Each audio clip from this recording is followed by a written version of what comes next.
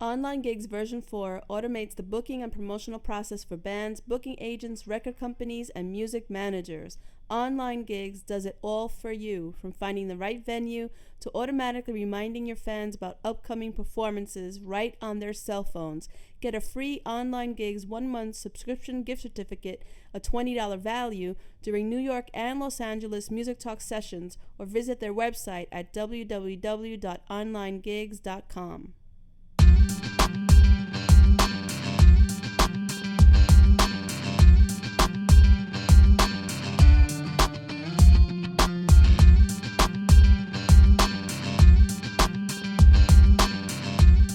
I'm David Knight, and welcome to Music Talks. Today we're here with Don Grossinger from Don Grossinger Mastering, and we just want to talk about mastering a little bit.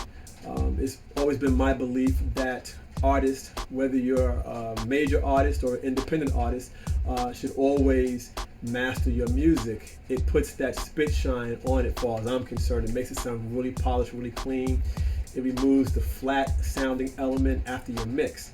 So we're here today to talk with Don. Don, how you doing? Good afternoon. Glad to meet you. Likewise.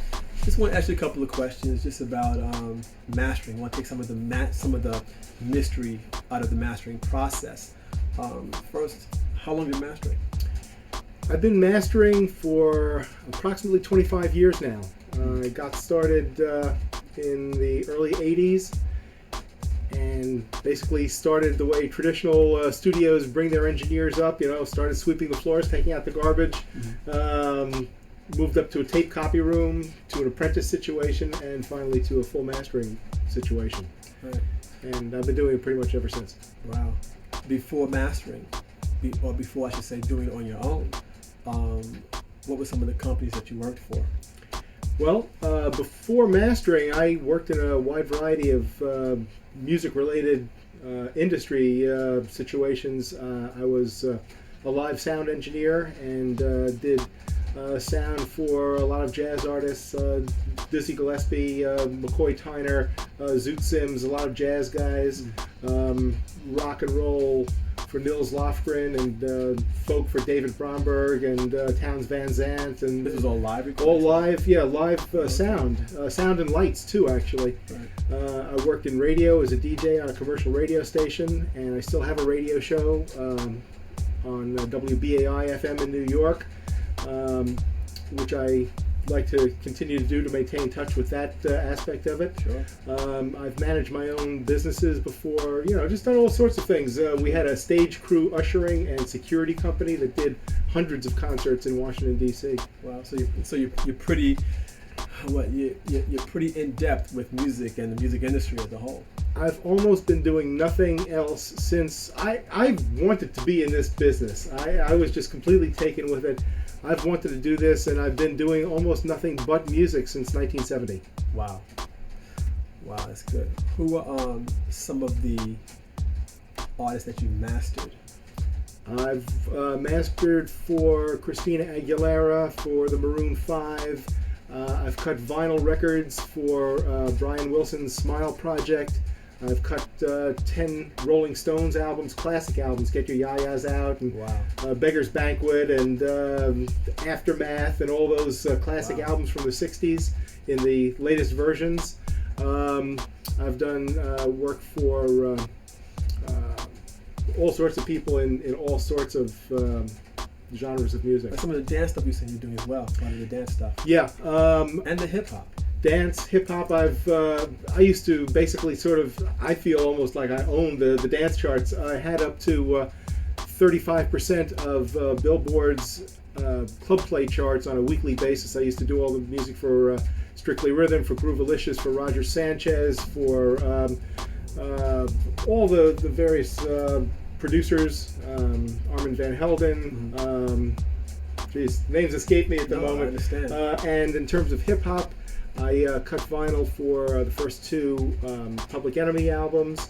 I worked doing stuff for Run DMC, for Tone Loc, for NWA, all kinds of stuff. So that's good. So I mean, it's fair to say that you have a good handle on the mastering process. I mean, from day one up until current day. you have a good handle on it, you know what you're doing with it. So tell us why do you feel mastering is so important? Well, what I did previous to mastering was very important, and it led directly into it, because it in listening to all these kinds of music over the years and working with these artists, I got an idea, a real good idea of what the various genres sounded like. Mm-hmm. And I've got sort of a catalog in my head of different kinds of sounds and the way things are supposed to sound and how to make them pop and to make them appeal to people as they listen to them. Mastering is important because people develop, it seems to me, sort of a tunnel vision when they're making their CD project. Right, they kind of get lost in the process of recording it, and they're just in that part of it so much. It's a painstaking process, and it takes a long time. You know, people take months or years to write the songs, Right. to record, to mix, to remix, and assemble the project into a form that's pretty much ready to go. But they've heard it too many times by then. You lose perspective, and perspective is the one main thing that mastering brings to a project. I come in with clean ears, no preconceived notions. I don't have to deal with memories of the session at 4 o'clock and take number 47, Right. 4 o'clock in the morning and take 47 of the vocal or what have you. And so I come at it with a sense of freshness and no preconceived notions. Sure. No, that makes a lot of sense. And what are some of the key pieces of equipment that you use in mastering for the process? What are some of the key pieces, and how are they used? Like, I know we use limiters and compressors, EQs. Why? Because those are some of the same pieces of gear that we use in the recording and tracking process as well. Right. Well, I think the key pieces of equipment are my ears and my monitoring system. I'm real familiar with the sound of this room, and I've had these speakers that I'm working on since the late 1970s, believe it or not, and they've been upgraded, through the years.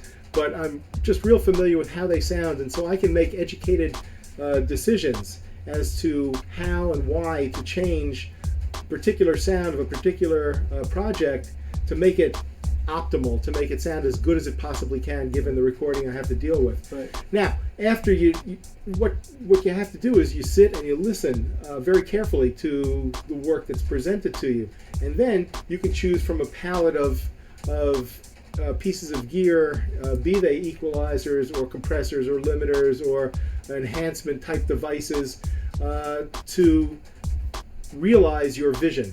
I have to have in my mind an idea of where I want to take the music, and that's where the careful listening comes in. Right. And I can make very good educated decisions as to where I want it to go. Well, now, one thing I'm seeing here, I have to say I was kind of surprised when I walked in, because this is Don's mastering studio, and we're all traditionally used to walking to the studio and just seeing racks of gear, which you don't have.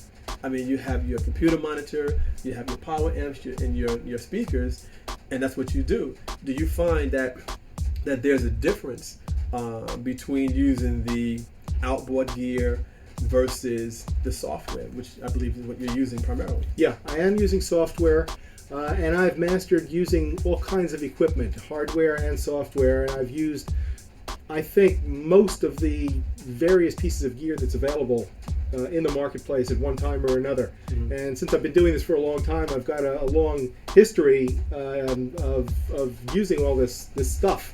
But I don't find myself that equipment driven. I find that as long as I know where I want this music to go, and I've got a selection of pieces of gear that allow me the flexibility to get those sounds, then I can make it happen for somebody. I think what's allowed me to do this, and what's allowed me to keep prices low, and to be able to deal with the independent artist in a price range that they can accommodate, Sure. Is that the digital equipment that's available on a computer-driven system is so much better now than it was when that kind of stuff first came out. I was not happy with the software when it first began to come out 10 years ago or 15 years ago. Right. And I was a pretty strong believer in using, the $6,000 EQs and the $12,000 compressors and all this. Yeah. But I have found, and my clients back me up on this, that you can do real good work and get excellent results if you know what you're doing and you've got the right kind of stuff. Right. Yeah. A lot of times it goes back to, which again I'm a believer in, a lot of times it goes back to, the person's ears, whether it is a mixing engineer, a mastering engineer, a tracking engineer, whatever. The person's ear, you can have, any kind of gear. But if the person that's listening to the music and that's working on the music doesn't have the ears to pull out of that gear what they want, then it doesn't matter if you have a $6,000 Neve compressor or, a $200 do-it-yourself Radio Shack compressor. It doesn't matter. To a large extent, that's what you're paying for. Right. Is my experience and my ears and my ability to communicate with the client and find out what they're trying to go for, right, and to get it there. I don't try to master to put my personal stamp on these things. I try to master so that when the client gets their finished product and they're playing it for a record label owner or a club where they want to work or their friends or customers, that the finished product reflects their desires, and reflects their sensibilities and gets it, makes them happy. Right. It's a good representation of what they'd like to hear. It maintains their sound. Their creative sound. Right. It maintains their sound, but now it just has... It's enhanced and it's alive. Right.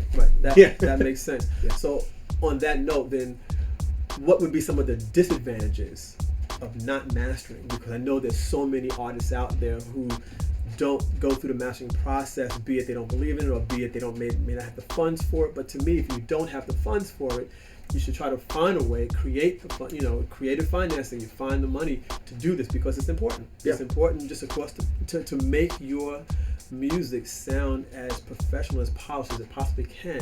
So, what are the disadvantages of not mastering? Well, a lot of recording these days goes on in less than ideal circumstances. It's being done on laptops or in smaller studios where the acoustics might not be perfect. And if you're used to listening to a project over the same set of monitors in the same kind of acoustic room, acoustic space that you recorded in and mixed in, you may not be getting total perspective on the way the project actually sounds. So after it's done with the mastering process, it should translate to all kinds of systems and sound really good on all of them.